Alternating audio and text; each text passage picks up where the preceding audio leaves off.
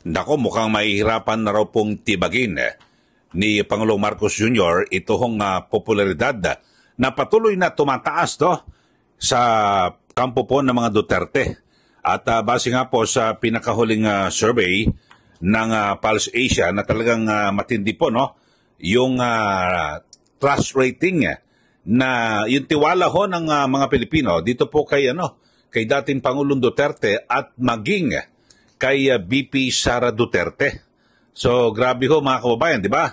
Ayon po sa Pulse Asia ay mas pinagkakatiwalaan nga ito pong si dating Pangulong Duterte na 63% at si VP Sara 50%, si Pangulong Marcos Jr. ay 32%. So kaya ayon naman ho dito sa isang profesor mula po sa Ateneo de Manila University ng Political Science Department, ito pong si Professor Arjan Aguirre, ang binamagid niya kahit na mukhang nahihirapan po si Pangulong Marcos na gawin at kontra-agos dito ho sa patuloy na pagtaas ng popularidad ni dating Pangulong Duterte at VP Sara Duterte. So kinakailangan talagang umisip daw po ng mabigat na pamamaraan ito hong si Pangulong Marcos Jr. para sabihin natin makontra at siyempre talagang mapigilan itong patuloy na pagsadsad ng kanyang rating, samantalang si dating Pangulong Duterte at VP Sara patuloy naman ang pagtaas. Ito, pakinggan ho natin yung pahayag ni Professor Aguirre ng Ateneo de Manila University at siyempre siya po dyan sa Political Science Department. Ito, panoorin po natin yung kanyang pahayag at siyempre yung kanyang pagiging political analyst. Ito ho po sa ginawa last week at statement ng Pangulo natin na saying heads will roll, magpapalit ng mga gabinete and seeing the results of it na parang nagregudon lang, nagpalit-palit lang ng posisyon pero somehow same people are still there. Do you think magkakaroon pa rin ng movement yung kanyang trust rating pagkatapos nito? They have to do something drastic. I mean, extraordinary that would, have a big impact in the coming months. Yun yung aking, siguro, point dito.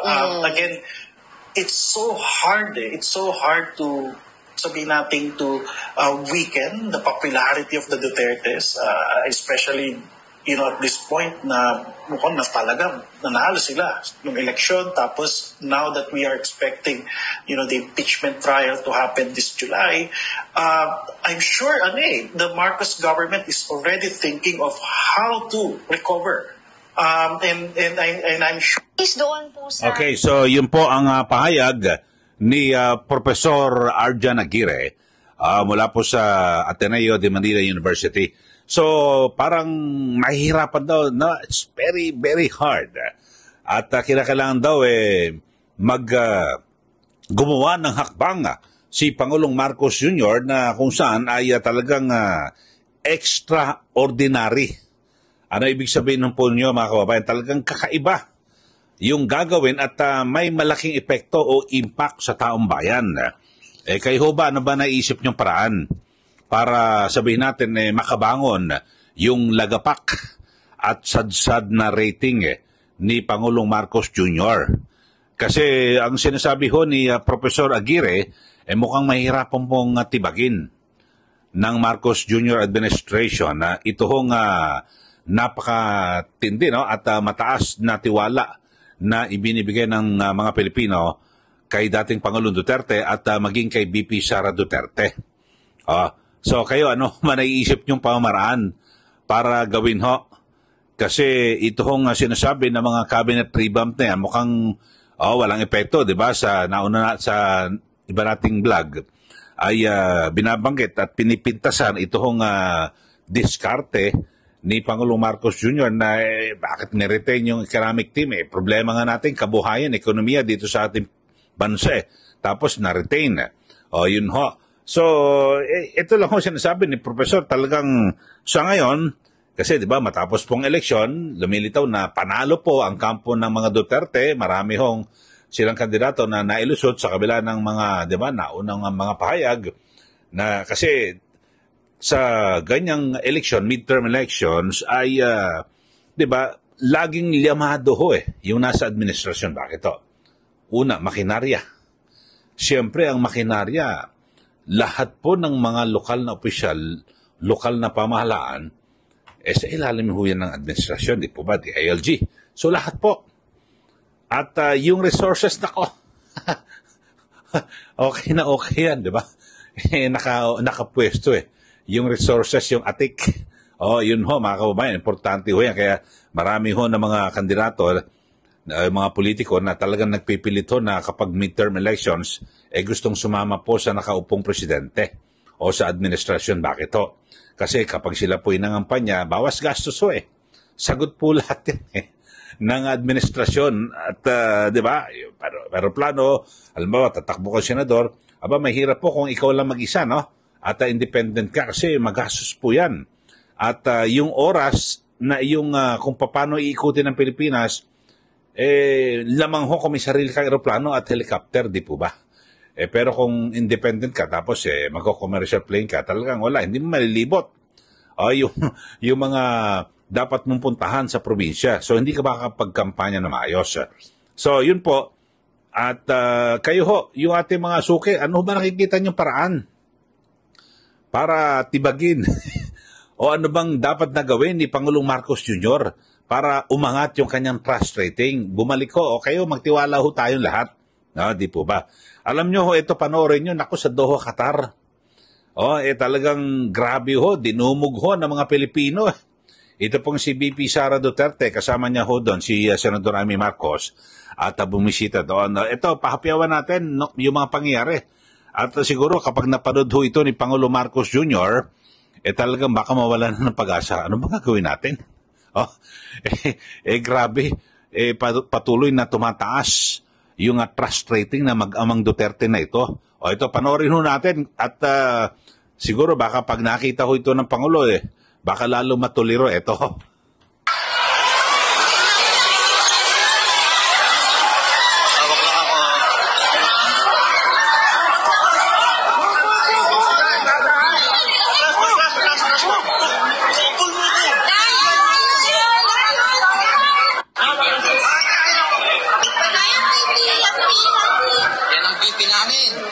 Pinakamagaling.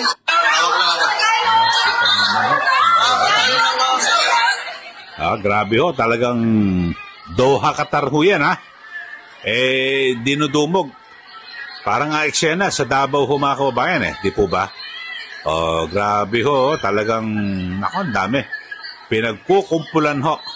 Ito po nga si BP Sara, nagtungo ho dyan sa Doha, Qatar. Ayan, tingnan nyo ho,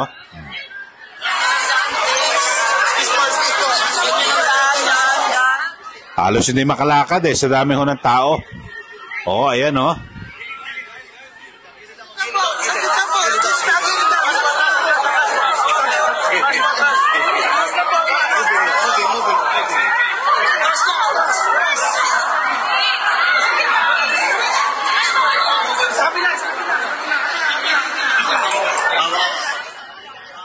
Alam nyo, pag ganyang eksena, mga kababayan, talagang, di ba? Paano mo, paano mo pipigilan, di ba? Parang ganyan, paano mo titibagin, mga kababayan? Yung popularidad ho ng mga Duterte, di po ba? Paano mo, anong gagawin? Kaya siguro talagang, di ko alam kung, anong gagawing strategy ng Marcos Jr. administration, mismo si Pangulong Marcos. Kasi yan, alam naman ho natin, siguro hindi naman nila maitatanggi na ito hong ginawang pagsusumite ng courtesy resignation ng kanyang mga miyembro ng gabinete ay ito po isa sa mga strategiya para yung tao medyo magulat, mukhang seryoso si Pangulong Marcos sa kanyang panunungkulan, yung kanyang huling 3 taon. At biri mo, talagang nireview, nirepaso yung performance sa kanyang mga miyembro ng gabinete. So, kaya pinagsumite. Kaya lang napintasan, yung economic team niretain. So, kasi nagbunga nga yung malalaking mga negosyante, miyembro po ng Makati Business Club, na para raw yung may continuity, yung tuloy-tuloy, yung paglago ng ekonomiya, na talagang kayo ba, sa tingin lumago ba ekonomiya? Mukhang hindi naman ho. So, yun lang ho mga kababayan. At, titignan ho natin kung may meron bang kagulat-gulat. Sabi nga ho ni Professor Aguirre ng Ateneo de Manila University, dapat extraordinary.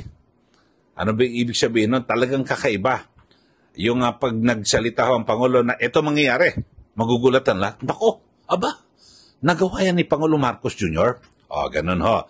Yung extraordinary, kaya lang, ewan lang ho natin kasi dito sa unang bugso ng kanilang sinasabing itong Rigodon o pagbalasa, cabinet revamp, wala po nangyari. Kasi niretain ho yung economic team, tapos yung isang energy secretary, si Lutilla, inilipat lang sa DNR. So, iisa lang ho ang naapektuhan pa ngayon ay itong si Secretary Loizaga ng DNR. So, kaya ang sinasabi, usap-usapan, isa lang pala punteriya mo, si Loizaga. Parang kumbaga sa isang bahay, naghanap ka ng isang daga, sinunog mo pa yung buong bahay. Grabe ho talaga. Yun lang. Pero abangan ho natin kung meron pa mga matatanggal o masisibak o mariretain sa mga miyembro ng gabinete na pinagsumite po ng courtesy resignation ni Pangulong Marcos Jr. So sa ngayon, parang mahihirapan ho, no, na talagang tibagin yung popularidad ngayon ng ng mga Duterte. Sabihin natin, kumbaga sa nakabangon ho Di po ba? Noong binabakbakan po nila si VP Inday Sara, lalo na po sa issue po ng confidential funds, ay talagang naapektuhan po yung yung rating ni VP Sara. Pero biglang ang ginawa ho ng Marcos Jr. administration ay agad na ipinaresto si dating Pangulong Duterte at ipinatapon ho doon sa ICC sa The Hague, Netherlands. Tako, nag-iba po ang timpla ng mga Pilipino. At yung bugso ng damdamin at emosyon ng mga Pilipino, kasi parang inapi naman ho si Pangulong Duterte. At lumabas nga ho, di ba, sa hearing ng Senate Committee on Foreign Relations na talagang hindi po nabigyan ng tamang proseso, yung tinatawag na due process, ito pong si dating Pangulong Duterte. Tapos agad-agad pinatapon at di ba, isa ho sa talagang kinasusuklaman lalo na ho ng mga taga-suporta ng mga Duterte ay itong si General Nicolas Torre, di po ba? So, yun po, abangan ho natin kung may mga mangyayari ho bang extraordinary at talagang magugulantang ang lahat ng mga Pilipino dito po sa ginagawang cabinet revamp ni Pangulong Marcos Jr. o wala lang. Abangan ho natin. Sa ating mga subscribers, kayo ho, ano ba? At yung mga nanonood sa atin, mag-message lang ho kayo at mag-komentaryo kung anong dapat na gawin. At wala na ho bang solusyon at maaring magawa si Pangulong Marcos Jr. kung paano niya patatasin yung kanyang trust rating. Na ibig sabihin, dumikit lang ho dito po sa ibinibigay na tiwala ng mga Pilipino kay dating Pangulo Duterte at kay VP Sara Duterte.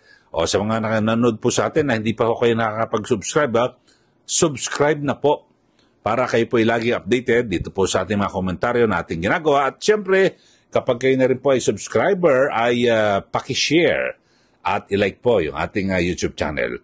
Maraming salamat muli. Ito po si Kaeli. Magandang araw po sa ating lahat.